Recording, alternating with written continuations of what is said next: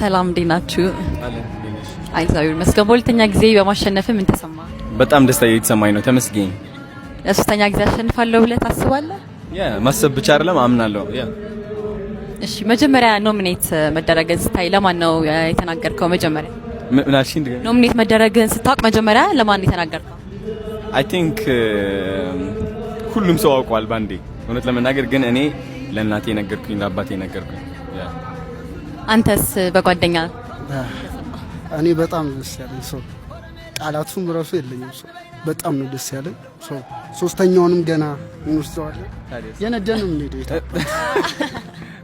እንደዛ ነው። አምኛለሁ። ሰው ሰላም ነው። የነደን ነው ሞቶ እንደውም በመጨረሻ ማስተላለፍ የምፈልገው ነገር ካለ?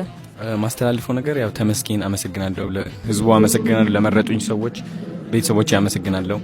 ለሚወዱኝ ሰዎች ሁሉ እሺ። የጂ ፓወር አዋርድን አሸንፋለሁ ብለህ ታስባለህ? ያ ዴፊኒትሊ yes good luck to you thank you so much አመሰግናለሁ።